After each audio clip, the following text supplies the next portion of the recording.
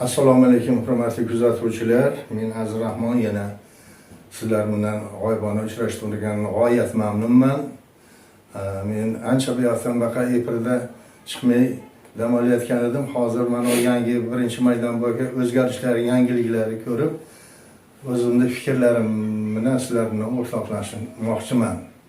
Mana hammalaringga ma'lum birinchi maydon boshlab elektr energiyasi, tabiiy gazlar, metan gazlari,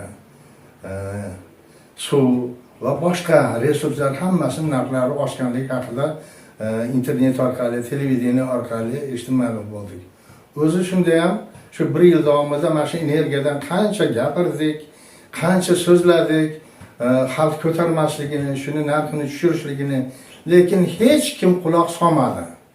Mana shu hurmatli deputatimiz Alisher Qodirov allaqachon chiqib bashorat qilib elektrni bo'ldi oshirilgani, xalqning manfaatini ko'zlagani va ham davlatni bir iqtisodini kuchaytirish uchun qilinganligini bizga oldin tushuntirib o'tgan edi, garchi bizga ma'qul bo'lmasa ham.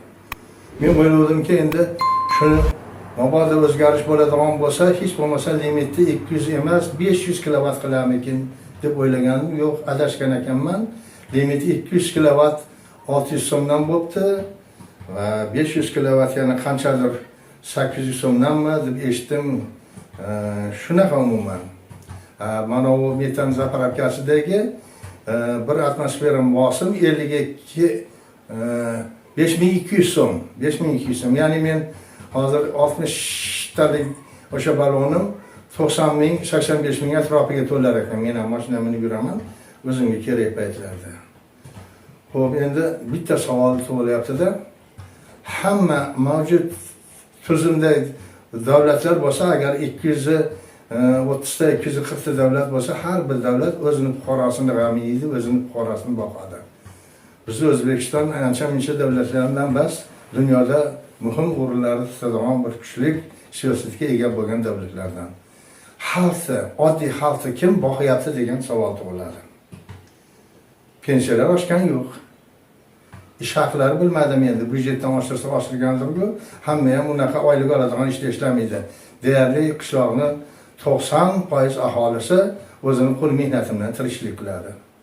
Oziq-ovqat mahsulotlari oshyapti. Go'shtlar oshib bormoqda. Nima sabab bunga? Va odamlarni kim boqyapti degan savollar sizlarda ham o'ylanyaptimi? Men mana shu uyim hozir shu qarab turgan tomon derazaga qarab turibman. Eng shu qishloq markazida yashayman.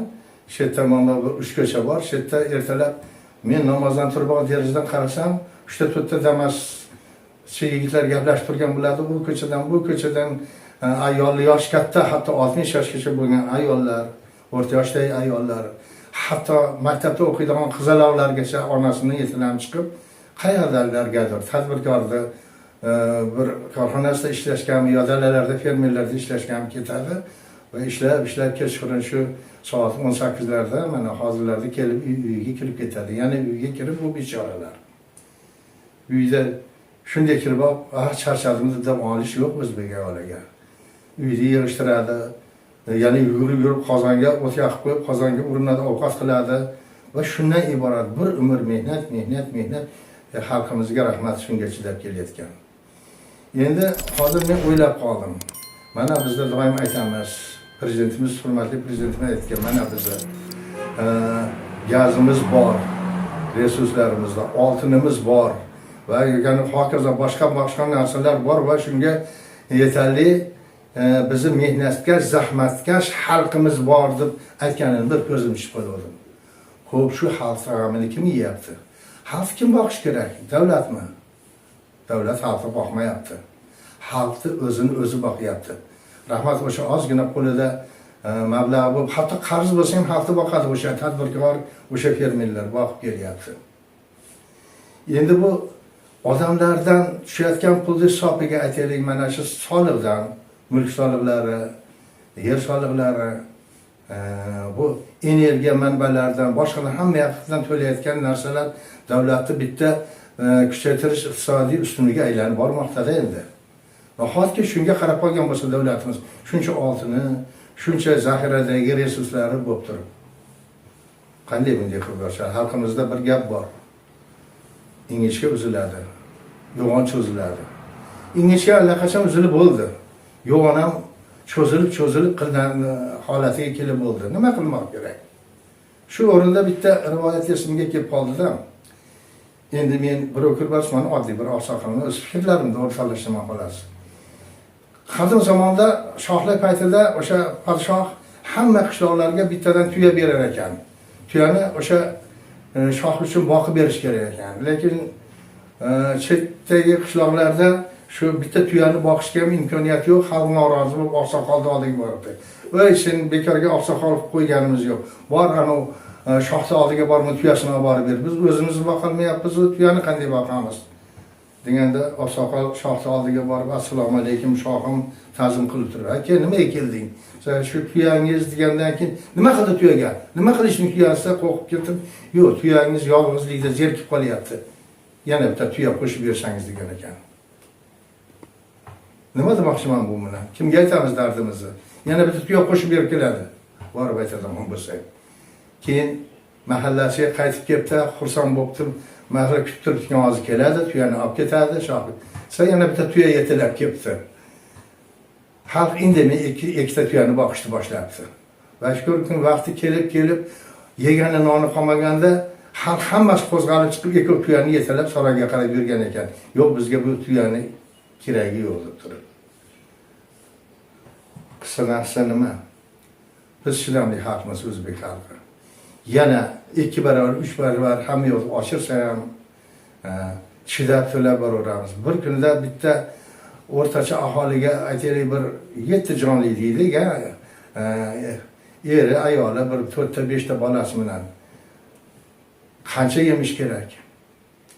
U bolalarni maktabga kiyinadigan, mabodo oliygohda o'qitadigan bo'lsa, qo'yaveringlar endi. Lekin o'sha xalq shuni davlat bermayapti, top kelyapti-ku. Shuni bilib turib, mana endi hamma yo'lda narxini oshirib, oxiri shunday natijaga keldik. Mana yaqinda internet sahifasida bir narsani ko'rib qoldim. Andijonlik bir yigit 52 ta radarni o'zini o'sha pnevmatik qurol bilan urib sindirib chiqibdi.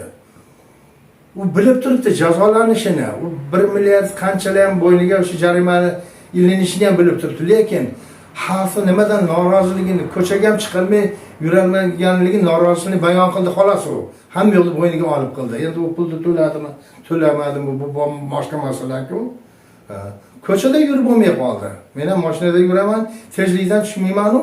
Bitta liniyaga bitta g'ildiragim tegib qolsa ham darrov paloncha shunaqa jarima keladi. Svetoforda agar tushib qolsam-ku, xudo berdi endi. O 700 necha ming ham bo'lib ketdi. Qanday yashab bo'ladi bunaqada? Hurmatli o'sha davlatimiz mutasaddi, senat a'zolari, prokurorlar, deputatlar. Mana bizni okrugimizdan Iqbol Mirzoni saylaganmiz, men umrimda ko'rmaganman bu odamni. Shu yetkazinglar, shular quloqiga yetib borsin. O'sha deputatlik payti ham bir kelmagan xalq qanday yashayapti ko'rsin. To'g'ri, xalq yashaveradi mulda qilib oxirigacha. Lekin hamma narsani ham bir kun, bir oxiri, bir nihoyasi bo'ladi. Alloh o'shandan asrasin. Yana bir bor aytaman, o'sha biz saylagan robot deputatlarimizga meni kechirsinlar, robot bo'lib turib, agar xalq ichiga kirib gapirmagandan keyin yana boshqa nima gap gapiray? Senatdagilarga xalq ahvolini ko'ringlar, kelinglar, uylarga kiringlar, qanday yashayapti, muhimi nima yeyapti, nima kiyyapti, shunisi bilan bir qiziqib ko'ringlar. Et borib ustixonga yetib bo'ldi. Shuni men o'sha vazirligimizdan, kerak bo'lsa prezidentimiz Shavkat Miromonovichdan bir so'rab qolardim.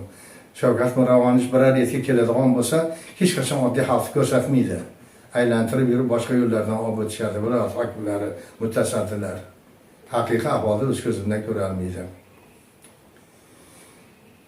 Meni shu fikrlarim haqidagi fikr mulohazalaringni kutib qolaman. Assalomu alaykum va rahmatullohi va barakatuh. Salomatlikda ko'rishguncha.